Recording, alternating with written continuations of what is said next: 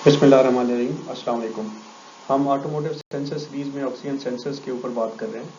और आज ये सिलसिले का 8वां लेक्चर है जिसमें हम नैरो बैंड ऑक्सीजन सेंसर की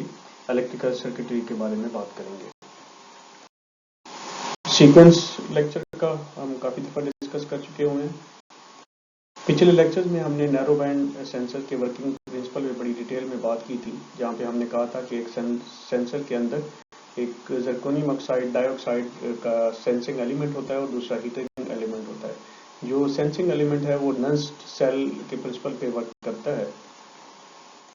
और फिर हमने बड़ी डिटेल से बात की थी कि नस्ट सेल कैसे वर्क करता है, जिसमें हमने कहा था कि जहाँ पे हीटर अवेलेबल होता है इस जगह पे सेंसर में नस्ट सेल के दरमियान में यहाँ पे फ्रेश एयर के थ्रू ऑक्सीजन 21% अवेलेबल होती है और ये नस्ट सेल है और इसके बाहर एग्जॉस्ट के अंदर अगर अच्छी बर्निंग हो रही है और एयर फ्यूल मिक्सचर जो कि आइडियल 14.7:1 होता है अगर वो है तो आपके पास 1.8 to 2% ऑक्सीजन होगी। और इन दोनों का कंपैरिजन होता है जब हीटर 300 डिग्री चार्ज अचीव कर लेता है और जब वो ये टेम्परेचर अचीव कर लेता है तो यहाँ पे ऑक्सीजन आयोनाइजेशन होती है और ऑक्सीजन जो के आयंस हैं वो हायर कंसंट्रेशन से लोअर कंसंट्रेशन पे जाते हैं। जब वो हायर से लोअर पे जाते हैं तो एक वोल्ट पोटेंशियल जनरेट होता है। तो वोल्टेज जब प्रोड्यूस हो जाता है तो जो सेंसिंग एलिमेंट का प्रोड्यूस वोल्टेज है 0 to 1 वोल्ट वो ईसीयू अपने काम बरोकार लाता है और उसकी बेसिस से डिसाइड करता है कि एग्जॉस्ट के अंदर रिच कंडीशन है या लीन कंडीशन है। रिच और लीन को भी हमने पिछले लेक्चर में बड़ी डिटेल में बात की हुई है। अब हमने ये भी कहा था कि नैरो बैंड सेंसर में 4 वेरिएंट्स आते हैं, सिंगल वायर है, 2 वायर है, 3 वायर है और 4 वायर है। और इनके अंदर मेन फर्क हीटर का होता है और कुछ सिग्नल जो सेंसर है उसकी सर्किटरी का होता है। तो हम अब one by one in sensor को देखते हैं। सिंगल वायर ऑक्सीजन सेंसर की जो सर्किटरी है उसमें हमने पहले ही बताया कि ये नस्ट सेल के प्रिंसिपल पे काम करता है, जिसमें ऑक्सीजन की जो कंसंट्रेशन है सेंसर के अंदर फ्रेश एयर की और बाहर एग्जॉस्ट में जो ऑक्सीजन के कंटेंट होते हैं उनकी बेसिस के ऊपर जब ये 300 डिग्री चार्ली टेम्परेचर अचीव कर लेता है तो ऑक्सीजन की आयनाइजेशन होती है और वहाँ से आपका एक वोल्ट पोटेंशियल प्रोड्यूस होता है।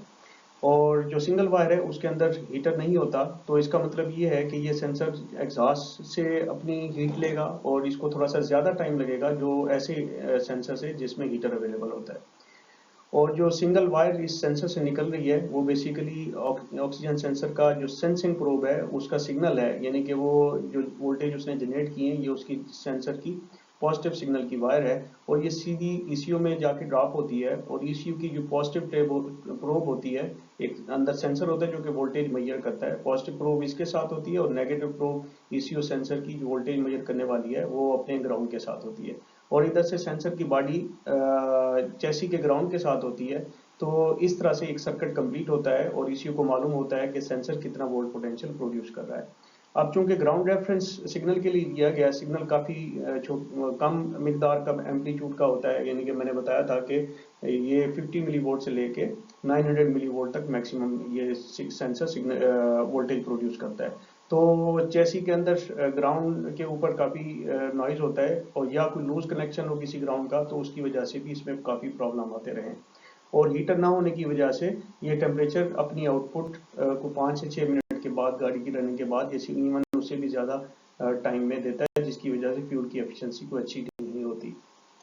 अब हम बात करें कि सिंगल वायर ऑक्सीजन सेंसर को टेस्ट कैसे किया जा सकता है। इसमें हम दो तरीके बताने जा रहे हैं, एक तो सेंसर साइड को हम चेक करने का अलग से बताएंगे और ईसीयू वाली साइड को, जो ईसीयू का सर्किट है इस सेंसर के लिए उसको चेक करने का अलग तरीका है। सेंसर साइड पे आप डीसी मिलीवोल्ट्स चेक कर सकते हैं जबकि सेंसर आपके एग्जॉस्ट पाइप के अंदर लगा हुआ है और गाड़ी का इंजन रन कर रहा है और इसने अपना टेम्परेचर अचीव कर, यानी कि 6 से 7 मिनट गाड़ी को रन किए हुए सही तरीके से गर्म वार्म अप गर्म हो चुकी हुई है, 6-7 मिनट हो चुके हैं गाड़ी को, तो इसने आउटपुट देना शुरू करती है। उस वक्त गाड़ी रन करती रहे, इसका प्लग यहाँ से उतारें आप और इस वायर को सेंसर की ग्राउंड के साथ आप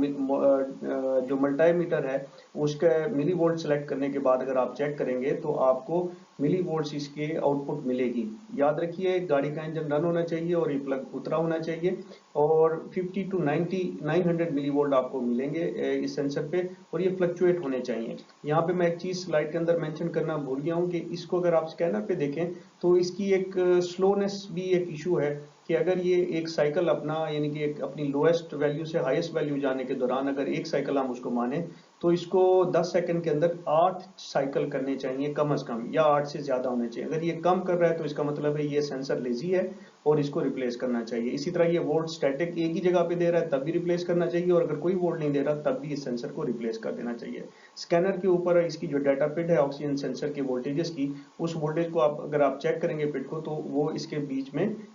50 टू 900 मिली वोल्ट के बीच में फ्लक्चुएट करनी चाहिए। इसके अलावा आप कार्ब क्लीनर या इंजेक्टर क्लीनर जो है ना, अगर आप इनटेक के अंदर आप थ्रॉटल बॉडी की इनलेट के ऊपर अगर आप स्प्रे करेंगे और स्कैनर के ऊपर आप देखेंगे तो आपको ये वोल्टेज वैल्यू हायर यानी कि रिच मिक्सचर की इंडिकेशन करेगी। और आपकी जो शॉर्ट टर्म फ्यूल ट्रिम है STFT, वो भी अगर ऑलरेडी नेगेटिव है तो फर्दर हायर चली जाएगी नेगेटिव में, अगर वो पॉजिटिव है तो वो नेगेटिव की तरफ मूव करेगी। तो इससे आपको अंदाजा होगा कि आपका सेंसर रेस्पॉन्ड कर रहा है और सर्विसेबल है। फिर आप ये कर सकते हैं कि आप जो इसकी ECU वाली साइड को चेक करने के लिए मल्टीमीटर को रेजिस्टेंस पे सेलेक्ट करके आप ECU के इस टर्मिनल के ऊपर और इसके अलावा आप बैटरी के नेगेटिव टर्मिनल के ऊपर रख के रेजिस्टेंस मोड में इसको जब ऑन करेंगे आपके अपने मल्टीमीटर को, तो एक करंट फ्लो होगा मल्टीमीटर की बैटरी से, तो उसको ये ECU सेंस करेगा और वहां पे कुछ ना कुछ वोल्टेज मिली वोल्ट्स आएंगी और उनको रीड करेगा। और ऐसे इसको कंप्यूटर को मालूम होगा कि जैसे सेंसर इसको रिस्पांस दे रहा है, और वो रिस्पांस आप स्कैनर पे चेक करेंगे। अगर रिस्पांस मिल रहा है तो इसका मतलब है जो ECU वाली साइड का सर्किट है वो सर्विसेबल है। इसी तरह से अगर आपके पास मल्टीमीटर नहीं है और आप इस ECU के सर्किट को चेक करना चाहते हैं, तो आप अपनी बॉडी को एक रेजिस्टेंस मानते हुए, जो कि 1000 बॉडी की तकरीबन 1000 ओम रेजिस्टेंस होती है, आप अपना एक हाथ बैटरी के पॉजिटिव टर्मिनल पे रखें और दूसरा हाथ ECU के जो ये वाला